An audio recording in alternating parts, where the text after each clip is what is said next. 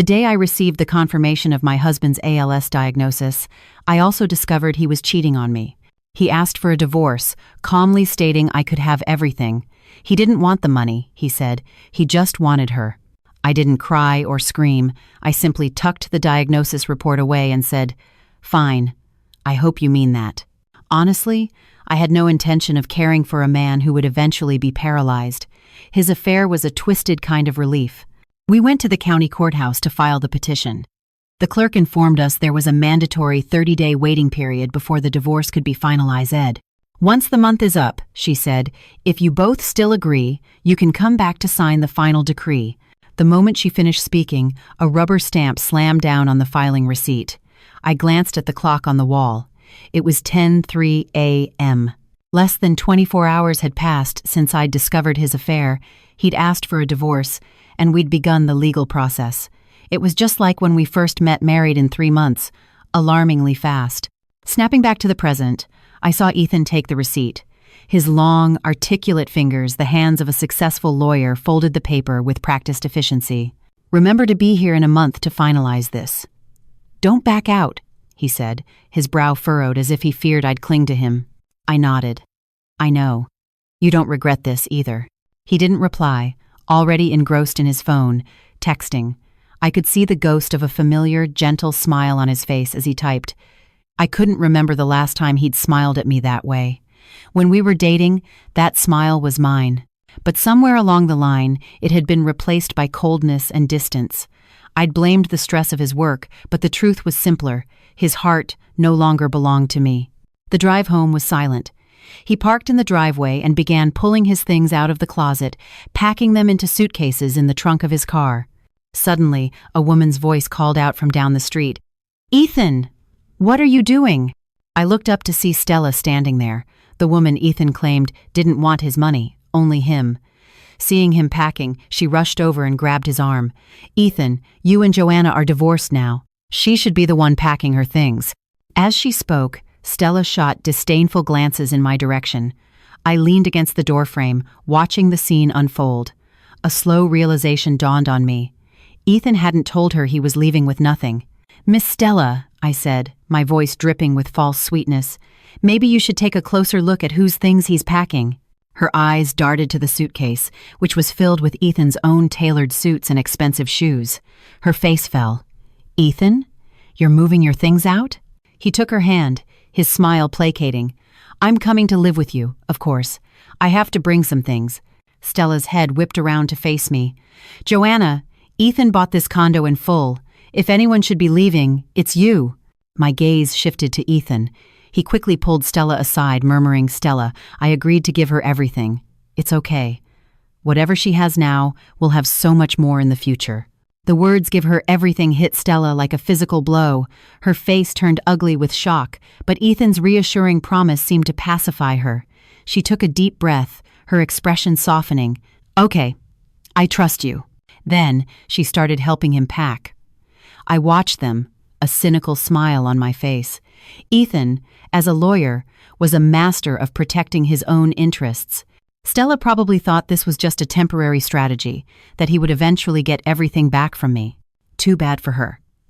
This wasn't just a verbal agreement. Ethan had insisted on having a formal settlement agreement drafted and notarized, detailing his forfeiture of all marital assets. That's how desperate he was to start his new life with her. The mere loss of the condo had provoked such a strong reaction from Stella. Her claim of not caring about money was the most transparent lie I'd ever heard. Once the car was packed, Ethan turned to me. "I'll get the rest of my things within the month." With that, he and Stella drove away. The sprawling condo felt cavernous and empty. When we bought it, I thought this would be the home where we'd spend the rest of our lives. Now, just 3 years later, it was all over. Every corner held a memory of us, making it impossible for me to stay. I immediately listed the condo on Zillow.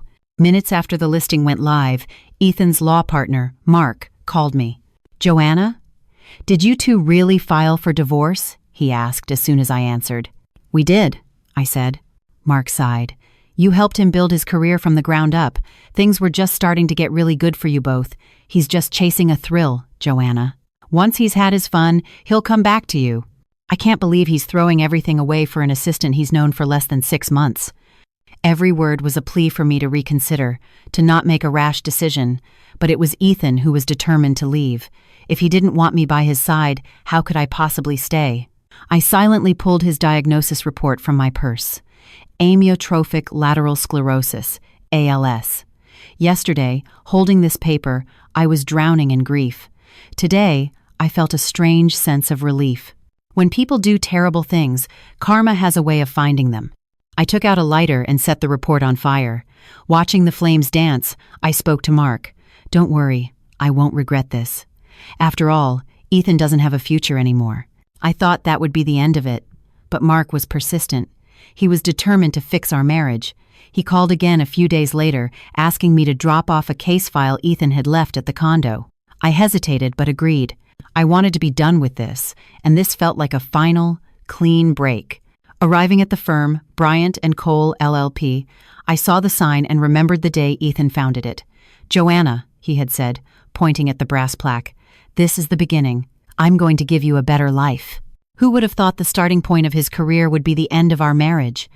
I shook the memory away and walked inside. Mark met me and insisted on taking me to Ethan's office. As we approached, I saw them through the glass door. Stella was perched on the edge of his desk, handing him a cup of coffee. Their eyes were locked, completely oblivious to us. As Ethan took the cup, his hand suddenly trembled, spilling dark liquid across a stack of documents. He frowned, clearly puzzled by his own lack of control. But Stella just laughed, dabbing the spill with a tissue.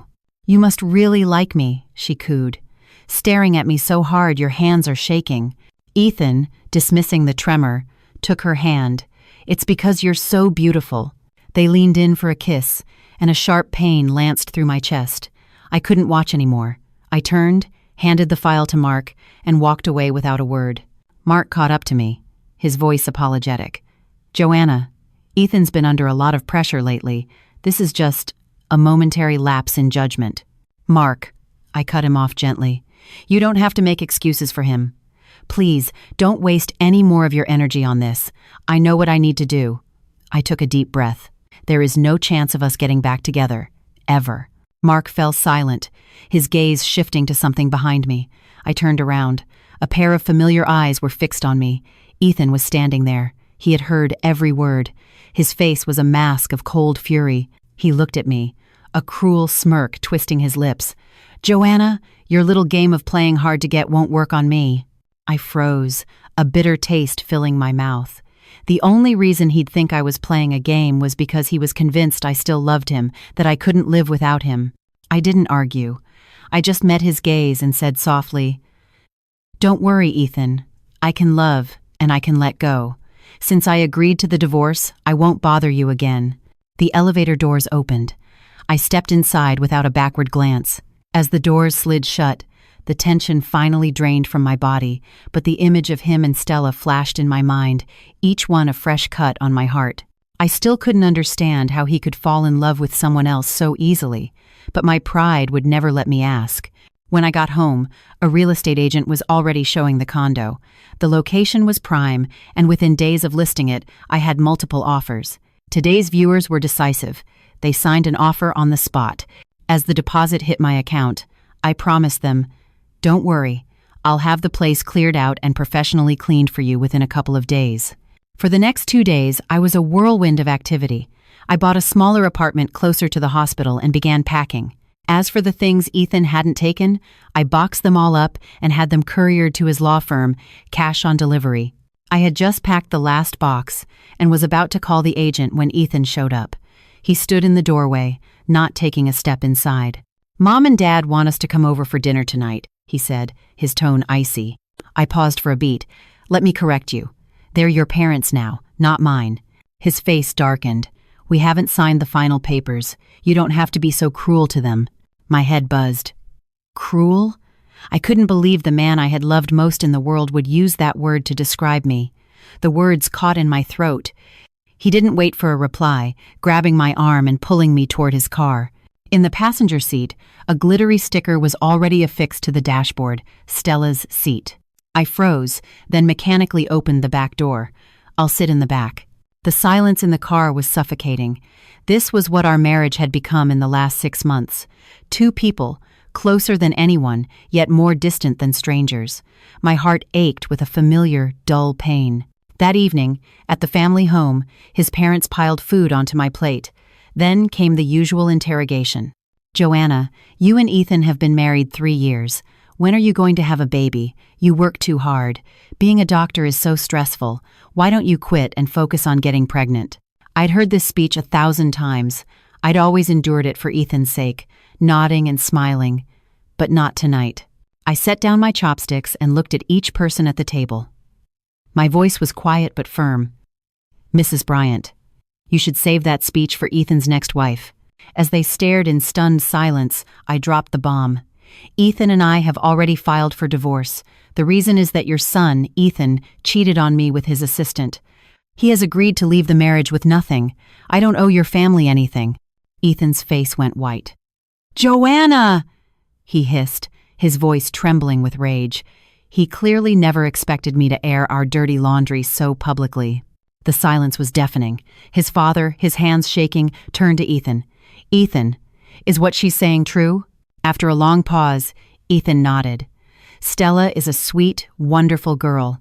I'll bring her home to meet you in a few days. I know you'll love her." He just admitted it, so brazenly. A bitter smile touched my lips. Of course. Ethan would do anything to protect the person he loved from the slightest discomfort. He had been the same with me when we first started dating, eager to bring me home, desperate to marry me. Now, he was giving Stella the exact same treatment. His father exploded. "You dare bring a homewrecker into this house? I don't have a son like you. What kind of wonderful girl gets involved with a married man?"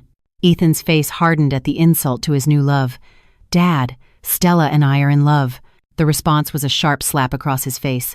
"This family does not welcome divorcees, and we certainly don't have a disgraceful son like you. What do you think people will say about us?" Mr. Bryant cared about one thing: appearances. He didn't give a damn about our marriage, only that it didn't tarnish the family name. Ethan stood frozen, stunned by the blow. His father turned to me, his tone shifting. "Joanna, this is a family matter. We shouldn't air it publicly. We apologize on Ethan's behalf. Don't hold this against him. We'll make sure he breaks it off with that woman. You two can withdraw the petition before it's finalized." He shot a look at Ethan's mother, who immediately rushed to my side, grabbing my hand. "That's right, Joanna.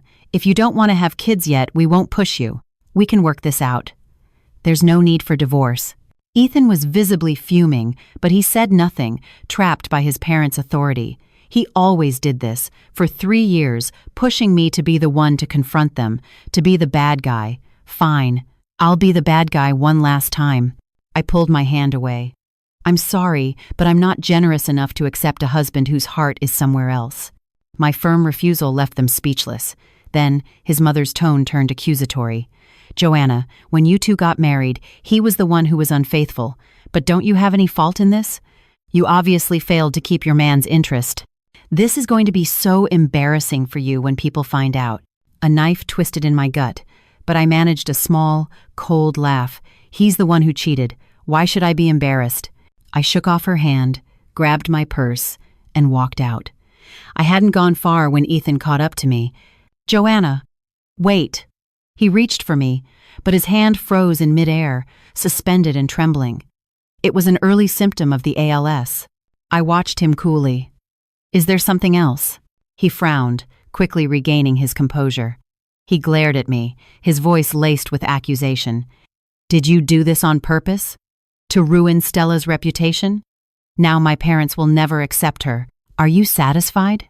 I looked at the man before me, and for a moment, my mind went blank. I couldn't remember why I had ever fallen in love with him. The man in my memories spoke to me with tenderness, his gentle care a source of comfort. The man standing before me now looked at me with something close to hatred. I never imagined our years of love would end like this. Tears pricked my eyes. "Ethan," I asked, my voice shaking, "when you decided to cheat, did you ever think about this day?" His face went rigid. I said nothing more and walked away. The next day was my day off. I finalized the sale of the condo, moved into my new apartment, and invited a few friends and colleagues over for a housewarming party. To Joanna and her new home, My friend Sophie toasted. To my new life, I replied, clinking my glass against hers. From that day on, my life became much quieter. I blocked Ethan's entire family, keeping only his number for the day we had to finalize the divorce. I assumed we would have no further contact. A week later, at 2 a.m., I was proven wrong. I was on call at the hospital when a patient was rushed into the ER. It was Ethan. He was curled up on the gurney, clutching his stomach, his face as white as a sheet. His expensive suit was rumpled and stained. I recognized the signs immediately. A bleeding ulcer. Since starting his firm, his eating habits had become atrocious. I used to nag him constantly, even bringing him healthy, homemade meals. Clearly, without me, he wasn't taking care of himself at all. As I reached out to examine him, a hand shoved me back forcefully. It was Stella, who had accompanied him. "You?" she sneered, her face contorted with displeasure. "Isn't there any other doctor?" My arm stung where she'd pushed me, but Ethan, pale and grimacing in pain, said nothing to stop her. A chill went through me. I stood back from the gurney and looked at her coldly. "I'm the only attending physician in this department on duty right now. So, do you want him treated or not?" Stella's lips thinned, but she was trapped. I maintained my professional demeanor and began my examination, pressing on his abdomen to gauge his reaction. My diagnosis was confirmed. I looked Stella straight in the eye. "If you don't want me treating him, you can either transfer him to another hospital or wait until 8 a.m. for the next shift to come on." I glanced at Ethan, who was now barely conscious, assuming he can last that long.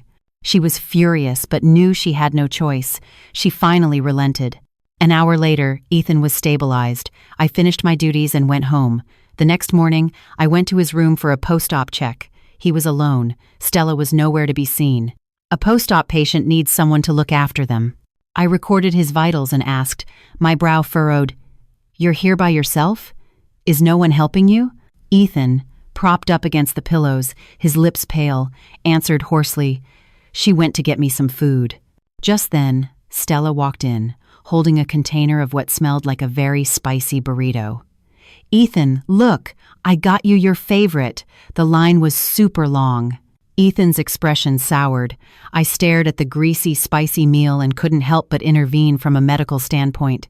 "Miss Stella, he just had surgery on his stomach. He needs to eat bland food." The moment the words left my mouth, Stella's eyes welled up. "What's that supposed to mean, Joanna? You just can't stand seeing me be good to him, can you?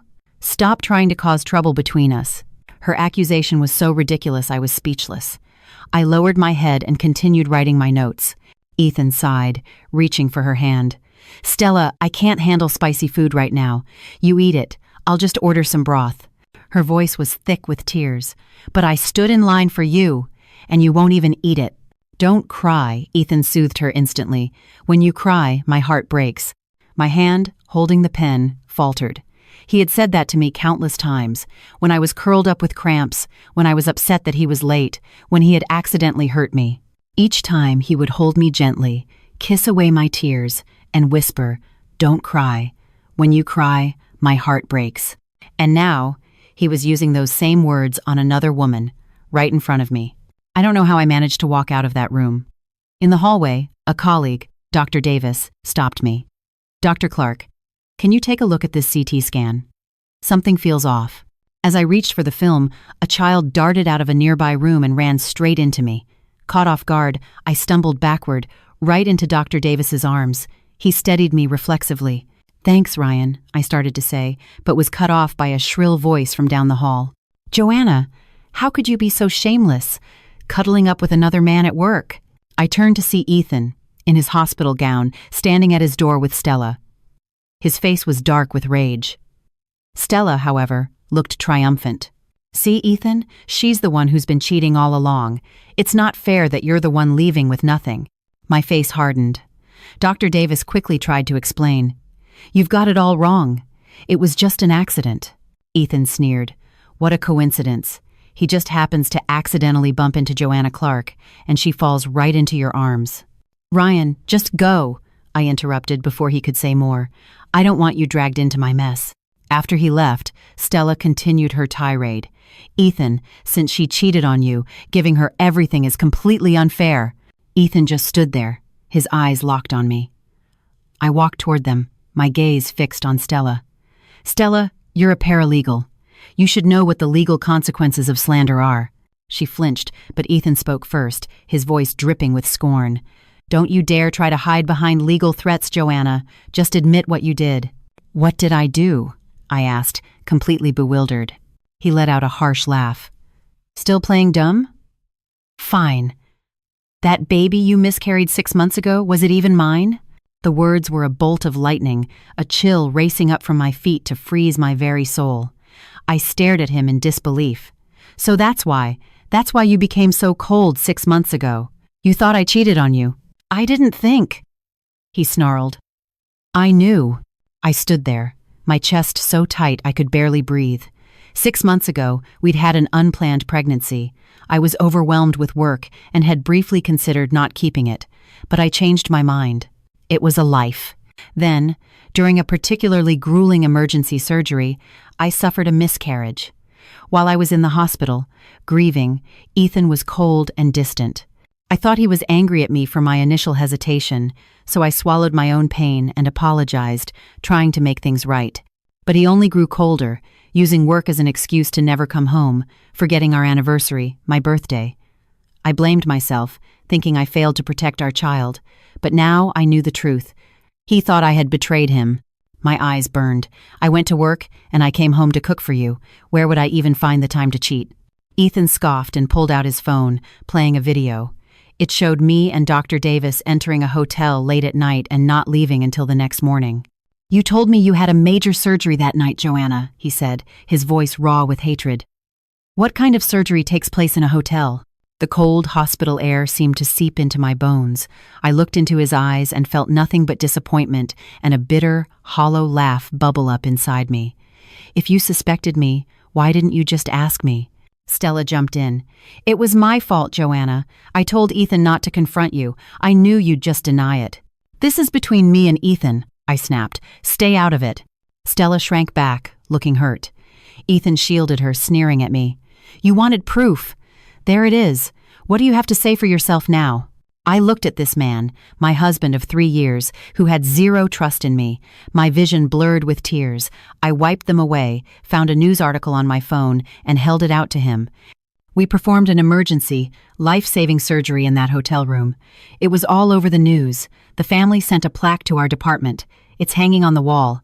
You can go see it for yourself. The story had been a big deal at the time. I'd been so excited to tell Ethan about it. But he had shut me down. I'm exhausted from work, Joanna. I'm not interested in some news story. If he had cared about me, about my life, he would have known the truth long ago. But by then, his heart was already gone. I watched the shock dawn on his face, but I felt no vindication. After a long, heavy silence, I just shook my head. Ethan, I said, my voice empty. The only one who betrayed our marriage was you. I put my phone away and walked out. 2 days later, Ethan was discharged. I threw myself back into my work, trying not to think about them. The next time I saw him was 2 weeks later, at the courthouse. Our 30-day waiting period was almost up. This time, I was there as a witness for the hospital in a malpractice suit. He was the hospital's defense attorney. With the evidence on our side and a top lawyer like him, the case was a slam dunk. We won. Afterward, I was heading home when he caught up to me. Joanna, wait. I stopped, my back to him. Is there something you need, Mr. Bryant? The formal address made him flinch. It took him a moment to speak. About before. I was wrong. I misunderstood you. I'm sorry. I just frowned. His overdue apology meant nothing now. The trust was broken. His heart had moved on. Nothing could fix that. It's fine, I said. I have to go. Actually, he said, his voice hesitant. I was wondering, do you still have that recipe for the herbal broth you used to make me?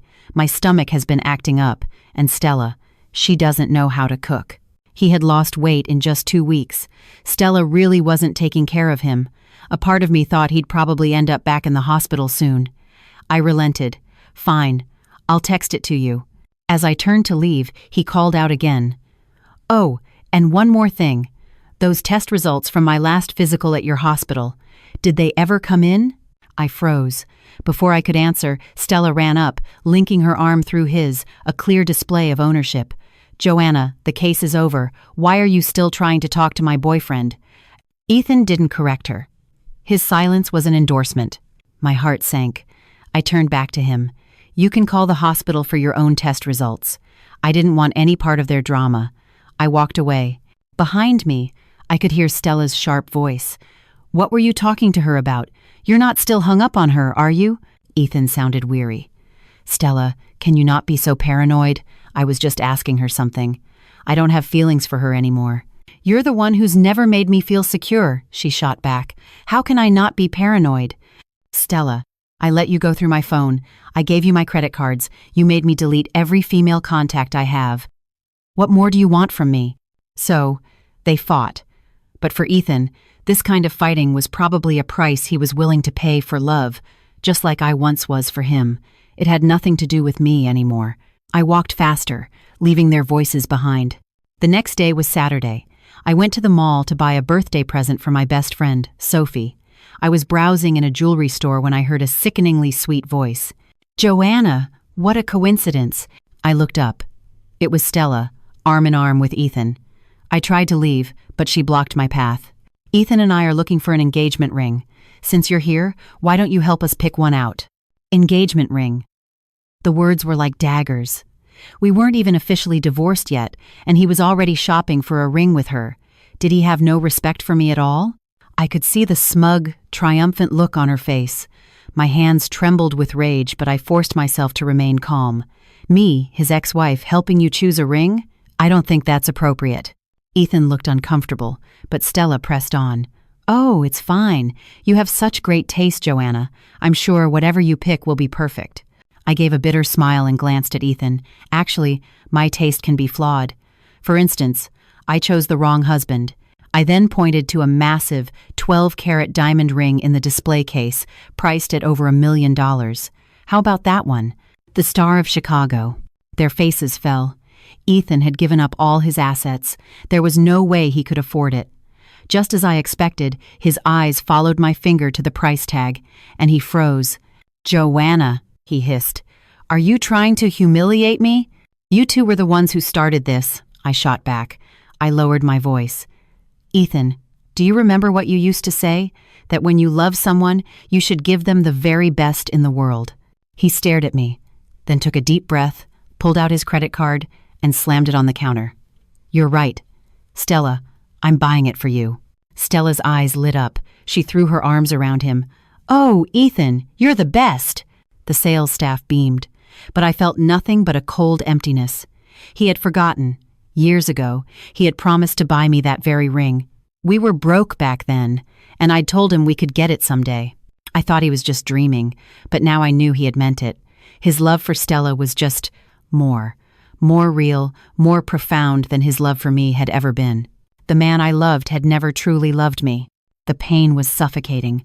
I quickly paid for Sophie's gift and fled the store. That night, my phone rang. It was Ethan. Joanna, you sold our house. His voice was slurred with alcohol. He was drunk. I knew this tone. It was his post-schmoozing, client-dinner drunk voice. But I didn't understand this game. Praising Stella to the heavens by day, then getting wasted and calling me at night. The house was legally transferred to me, I said coldly. What I do with it is none of your business. There was a long silence. Then, where are you living now? I need to see you. There's no need. We'll see each other in a few days when we sign the final papers. I was about to hang up when he spoke again, his voice urgent. Joanna, I regret it. I don't think Stella and I are right for each other. Can we not get divorced? My heart seized, but I knew it was just the alcohol talking. You're drunk, Ethan. No, I'm not, he insisted. Joanna, I know this is shameless, but please, just listen. I have no one else to talk to. It was the first time I had ever heard him sound so vulnerable, and it was over another woman. What do you want to say? I asked, my own voice hoarse. You know why I fell for Stella? She's young, vibrant. She looks up to me, depends on me. Her whole world revolves around me, you. You're not like that at all. I was silent. I'm a doctor. My life is chaos. I thought our mutual understanding of our demanding careers, punctuated by moments of quiet intimacy, was the ideal state for our marriage. The truth was, He'd grown tired of it. You knew what I was like from the beginning, I said with a bitter laugh. He didn't respond. I took a breath. That's all in the past. In 5 days, you'll be free to be with the woman you love. I won't stand in your way. But that's the problem, he burst out. After we started living together, I realized all she does is go out and have fun. She has no life skills. My stomach was killing me, and I asked for a glass of water and a pill, and she accused me of treating her like a maid. She can't cook. The apartment is a mess. I come home from a long day and I can't even get a glass of hot water. The dam of his frustration broke. This was a side of Ethan I had never seen. The composed, mature man I knew was gone. Maybe you're only that calm when you don't really care. Those aren't major problems, I said, trying to be pragmatic. You can hire a housekeeper. That's not the worst of it, he continued. It's her jealousy. Tonight, I had a meeting with a female client. Stella was convinced I was having an affair and caused a massive scene. I lost the client. I yelled at her, and she threatened to jump off the balcony. I spent hours talking her down. I have to walk on eggshells around her. It's more exhausting than arguing a case in court. Joanna, I realize now how good you were to me, how much you cared. I listened silently, my nails digging into my palm. Ethan, I am not your consolation prize. The moment you chose her, we were over. After a long pause, his voice returned, cold and familiar. Fine, I get it. Just forget I called. I was drunk. I'll see you at the courthouse in 5 days. I'll be there to sign the papers. I hung up, my body slumping as if all the air had been let out of me. A dull ache spread through my chest. My eyes burned. Just cry, I told myself. Cry it all out, and maybe you'll finally be done with him. My 3 years of love for Ethan Bryant had to end. The night before we finalized the divorce was Sophie's birthday. I went to her party as promised. To my surprise, Ethan was there too. Sophie had just gotten back from a trip abroad, so I hadn't had a chance to tell her about the divorce. Joanna, she said, smiling, you and your hotshot lawyer are so busy you have to arrive separately to my party? A few friends who were also in the dark laughed along. Before I could explain, the party was in full swing, and I was seated next to Ethan, as was our custom at gatherings. He glanced at me, then quickly looked away, a flicker of panic in his eyes. Halfway through dinner, there was a clatter. I turned to see that Ethan had tried to put some food on my plate, but his chopsticks had slipped, his hand hovering, trembling, in midair. Another ALS flare-up. I quickly picked up his chopsticks for him. Wow, still so in love after 3 years. You're making us all jealous, someone teased. Seriously, Joanna, what's your secret? You two never fight, another chimed in. The table erupted in good-natured laughter. I was about to set them straight when Ethan's phone rang, the screen flashing the name Stella. A friend sitting nearby gasped, "Ooh, who's Stella?" Ethan, giving a girl such a sweet nickname. Aren't you afraid Joanna will get jealous? Ethan's face turned ashen. The phone kept ringing. He finally stood up. "Excuse me, I have to take this." He stepped outside. I could faintly hear Stella's angry voice demanding to know why he hadn't brought her to the party. He sounded tired, telling her it wasn't a good time, asking her not to make a scene. Everyone at the table had heard the woman's voice, but when they looked at my calm expression, they started teasing again. Look at that trust. Joanna doesn't even flinch. Of course not. Ethan is crazy about her. He wouldn't look at another woman. The room filled with laughter, but I couldn't even force a smile. For 3 years, everyone thought we were the perfect couple. And maybe, in the beginning, the love was real. But the lack of love now was just as real. Only Sophie seemed to notice something was wrong, her eyes filled with concern. I gave her a reassuring look. A few minutes later, Ethan came back in. Sorry, everyone, something's come up. I have to go. Sophie, happy birthday. He grabbed his coat and started for the door. Just as he reached it, I spoke, my voice clear and steady. Don't forget, 9 a.m. tomorrow, the courthouse, to sign the divorce decree. A hush fell over the room. Ethan froze in the doorway. After a long moment, he answered, his voice hoarse. Right. Then he was gone. Now everyone understood who Stella was. Sophie's eyes filled with pity. Joanna, I'm so sorry. I had no idea. It's okay. I shook my head. It's your birthday. Let's not let someone who doesn't matter ruin it. The party eventually regained its cheerful atmosphere, but the occasional sympathetic glances made me uncomfortable. I left early. The next morning, I put on a new dress I'd bought and even applied a little makeup before heading to the courthouse. I waited in the lobby for nearly half an hour before a haggard-looking Ethan finally arrived. He was pale. It looked like Stella had given him a rough night. He sat down next to me and mumbled, "Sorry, I'm late."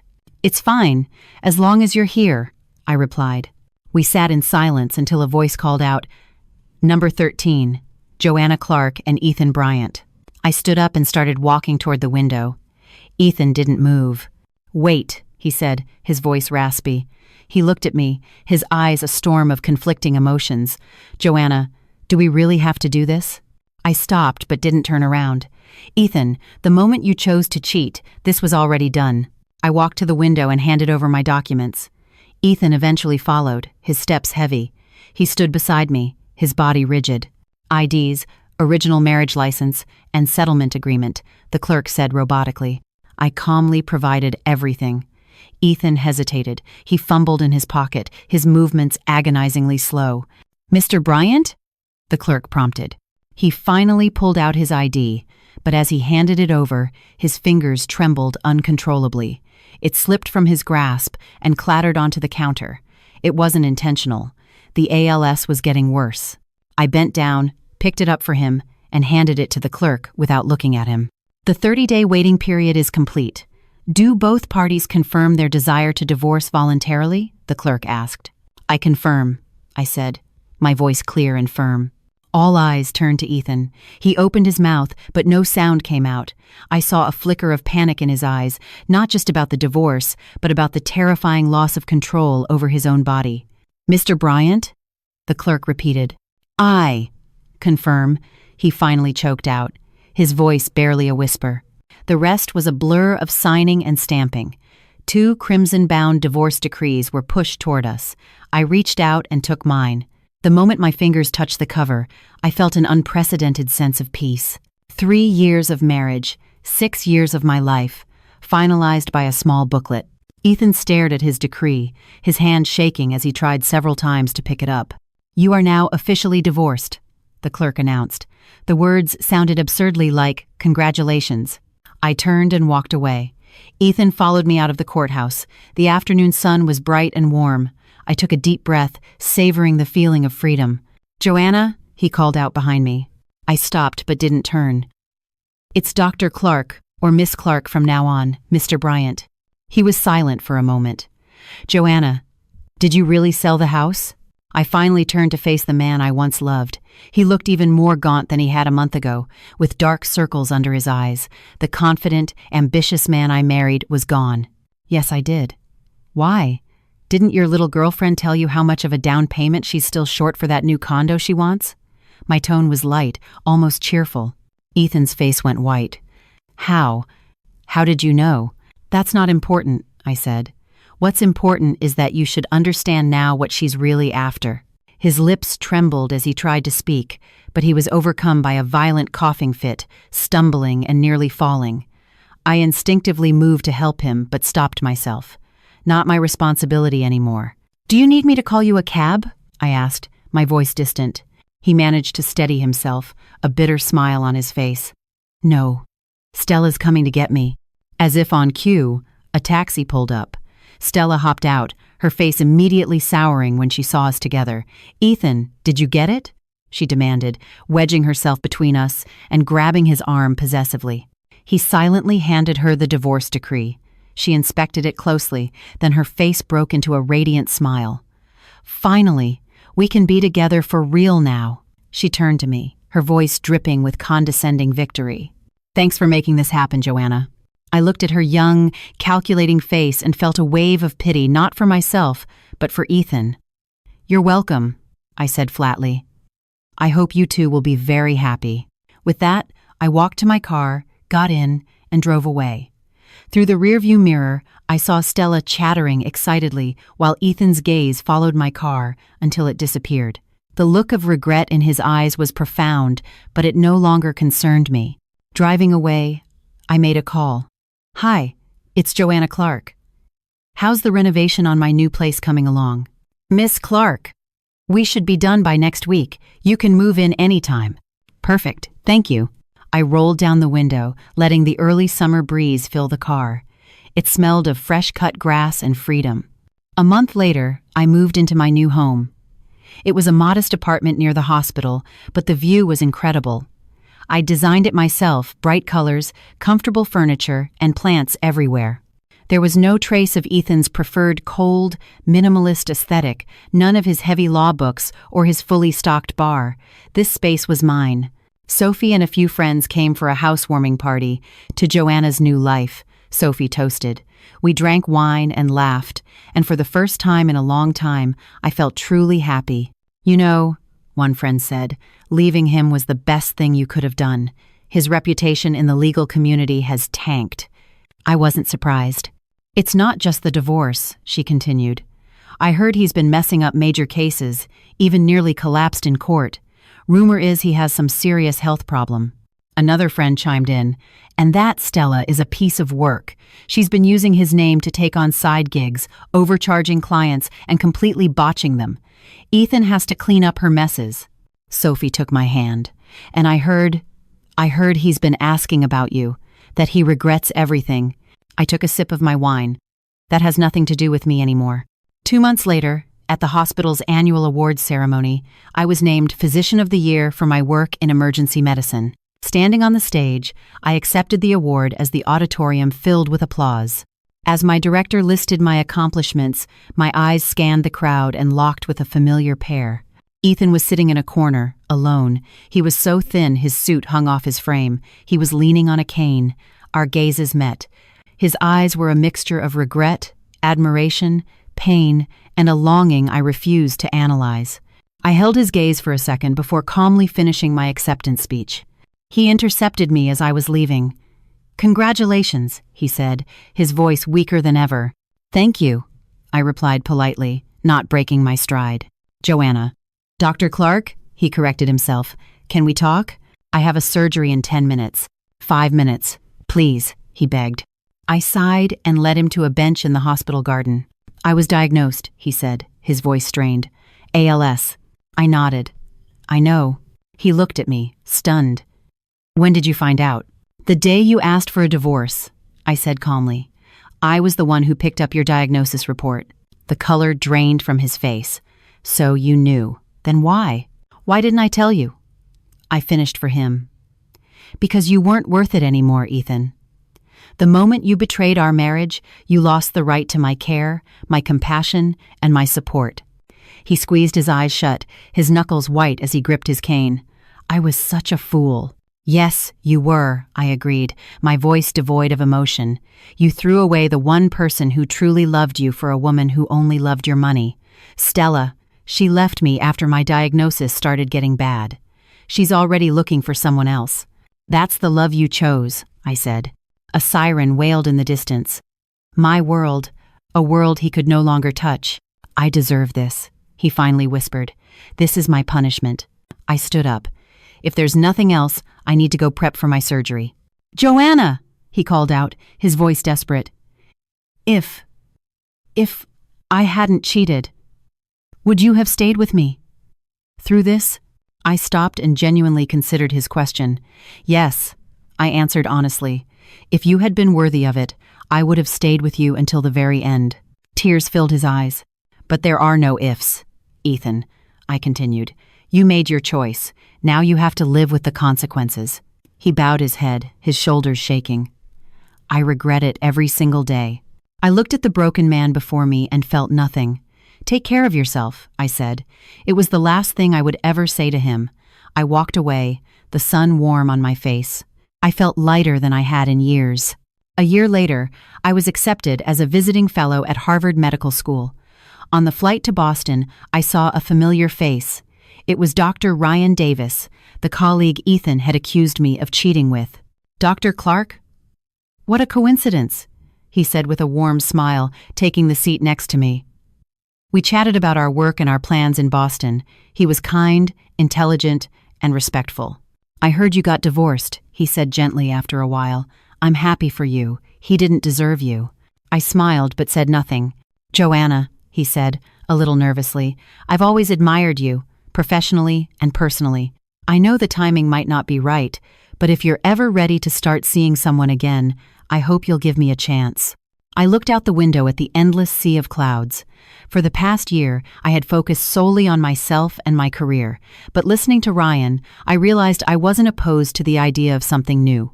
"We could start as friends," I said, smiling. His face lit up. "I'd love that." As the plane flew toward my new life, I thought about Ethan. I'd heard his condition had deteriorated rapidly. Stella had taken what little money he had left and disappeared. I felt no pity, no anger, only a quiet finality. He was a chapter of my life that was now closed, a lesson that had made me stronger. The future was an open sky, and I, Joanna Clark, was ready to fly.